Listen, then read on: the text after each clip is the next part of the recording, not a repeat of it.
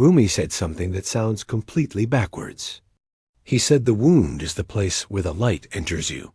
How can something that causes pain be a source of illumination?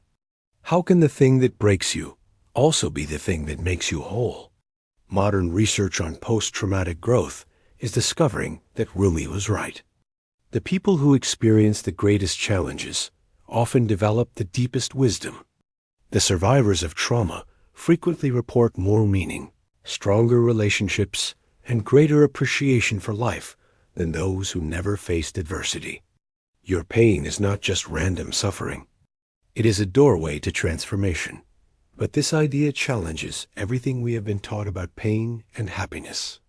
We live in a culture that sees suffering as something to be eliminated as quickly as possible. When you feel emotional pain, the immediate response is to make it stop. Take something for it.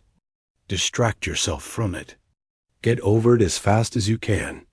But Rumi discovered something that modern psychology is now confirming. This approach might actually be preventing you from accessing the growth that pain is trying to offer you. To understand why Rumi came to this revolutionary insight, you need to know what happened to him. He was not always the mystical poet we know today. For most of his life, Rumi was a conventional religious teacher in the city of Konya. He lived a predictable, comfortable life. He had students, he had respect, he had security. And then everything changed. A mysterious wandering teacher named Shams arrived in his city. When Rumi met Shams, something extraordinary happened. For the first time in his life, Rumi encountered someone who challenged everything he thought he knew about existence. Shams became his teacher, his closest friend, his spiritual companion. For 2 years, they spent almost every moment together, exploring the deepest questions of life and consciousness. And then, suddenly, Shams disappeared. Some say he was murdered by people who were jealous of his influence on Rumi. Others say he simply left without explanation. But the result was devastating. Rumi was thrown into a darkness unlike anything he had ever experienced. The loss was so profound that it shattered his entire world. Most people who experience such loss become bitter, closed off, unable to trust again. But something different happened to Rumi. In his grief, he began to discover something extraordinary. The pain was not destroying him. It was opening him. The wound that Shams left behind became the place where something new could enter. This is when Rumi began writing the poetry that would make him one of the most beloved voices in human history.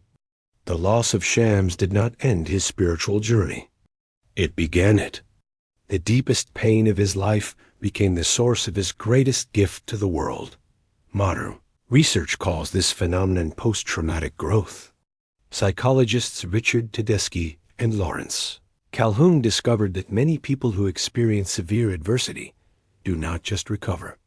They actually develop beyond where they were before the trauma.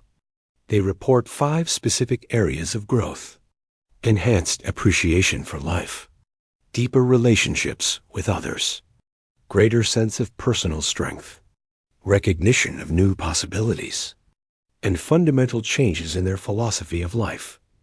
Studies show that between half and 2/3 of trauma, survivors experience some form of post-traumatic growth. This is not about denying the reality of pain or pretending that suffering is good. It is about recognizing that human beings have an extraordinary capacity to find meaning and growth even in the most difficult circumstances. But here is what makes Rumi's approach so practical for your daily life. You do not have to wait for major trauma to apply this principle. Every day you encounter smaller wounds. Someone criticizes your work. A relationship ends. You fail at something that matters to you. Your health declines. You face financial stress. The question is not whether you will experience these smaller pains. The question is how you will respond to them. Most people respond to emotional pain with what psychologists call avoidance strategies. You try not to think about what hurt you. You keep yourself busy so you do not have to feel the discomfort. You blame other people for your pain. You tell yourself stories about why it happened that make you feel better, but prevent you from learning from the experience. Rumi would say this approach is like covering a wound without cleaning it first. It might stop the bleeding temporarily, but it prevents proper healing.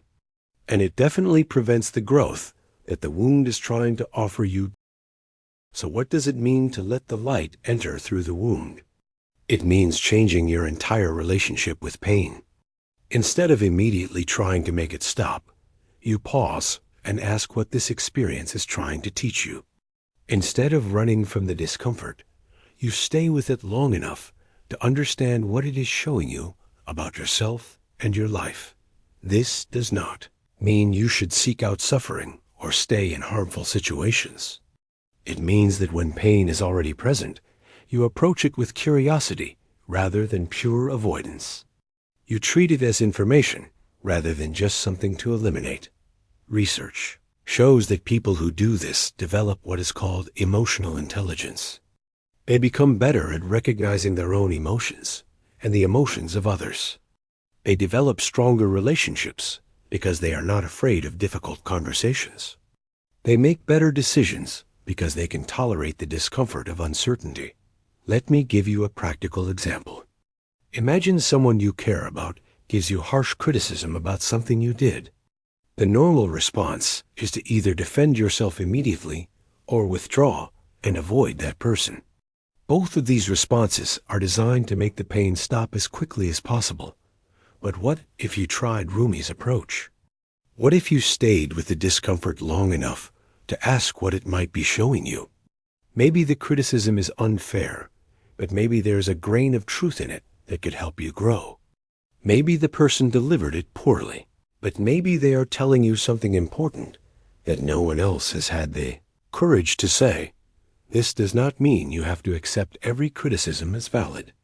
It means you approach the pain of criticism with enough curiosity to learn from it, rather than just defend against it. The wound becomes a place where new understanding can enter. Or consider the pain of failure. You try something important to you, and it does not work out. The normal response is to either blame external circumstances or to tell yourself you are not capable of success. Both responses are attempts to avoid the full experience of disappointment. But failure contains enormous amounts of information if you are willing to stay with it. What assumptions did you make that turned out to be wrong? What skills do you need to develop? What different approach might work better? Sometimes failure shows you that you were pursuing the wrong goal entirely. Sometimes it shows you exactly what you need to do differently next. Time, research on resilience, shows that people who recover most successfully from setbacks are those who engage in what psychologists call cognitive exploration. They examine their experience from multiple angles. They look for lessons and meaning rather than just trying to forget what happened. This is exactly what Rumi did with his loss of Shams. Instead of just grieving and moving on, he stayed with the experience long enough to let it transform him. He wrote thousands of poems exploring what the loss meant and what it was teaching him about the nature of love, impermanence, and spiritual growth. But Rumi's insight goes even deeper than individual growth. He discovered that pain often connects us more deeply with others. When you try to hide your wounds, you also hide your humanity. People cannot relate to your perfection, but they can deeply relate to your struggles. Modern research confirms this. Studies show that people who are open about their difficulties and failures are actually more likable and trustworthy than those who present themselves as having no problems. Vulnerability creates connection in a way that strength alone cannot.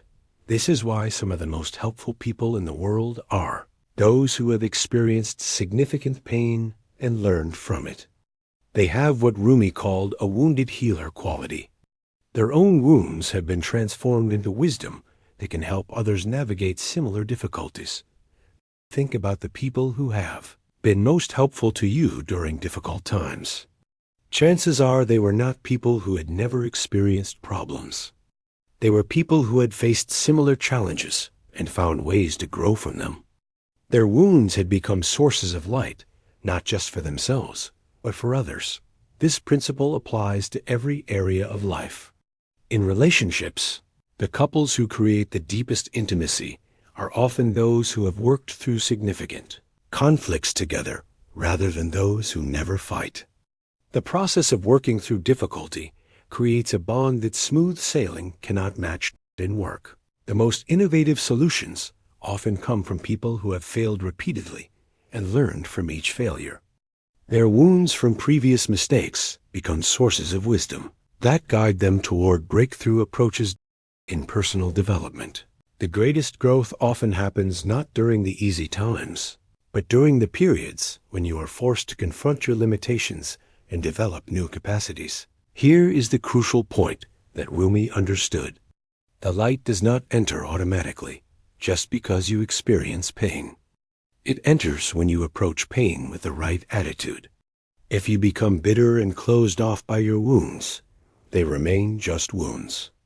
If you approach them with curiosity and openness to growth, they become doorways.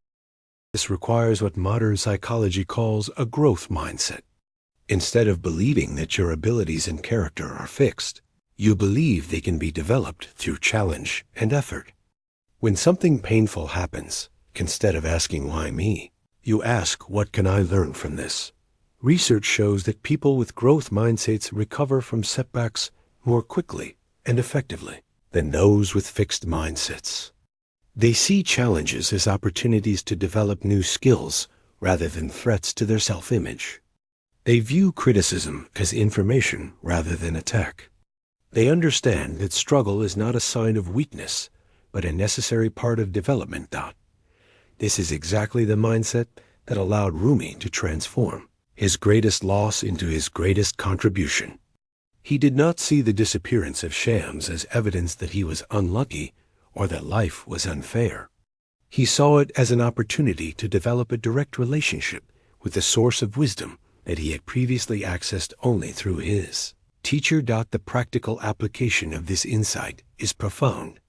Instead of seeing difficult people in your life as obstacles, you can see them as teachers who are showing you where you need to develop patience, boundaries, or communication skills.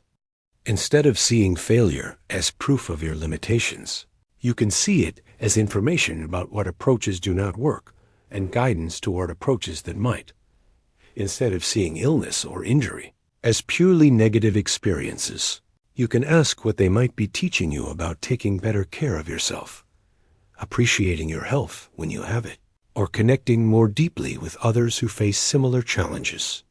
This does not mean you should be grateful for trauma or pretend that suffering is good. It means that when pain is already present in your life, you have a choice about how to relate to it. You can see it as purely destructive, or you can see it as potentially instructive. Rumi discovered that this choice makes all the difference. The same experience that destroys one person can transform another, depending on how they approach it.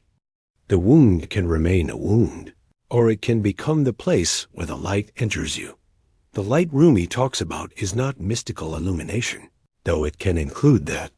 It is the light of understanding, the light of compassion for yourself and others, the light of wisdom that comes from experience, the light of resilience that comes from surviving difficult times, the light of connection that comes from sharing your authentic struggles with others.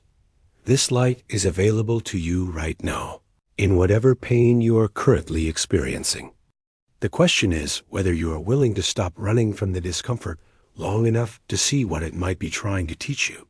Whether you are willing to let your wounds become sources of wisdom rather than just sources of suffering.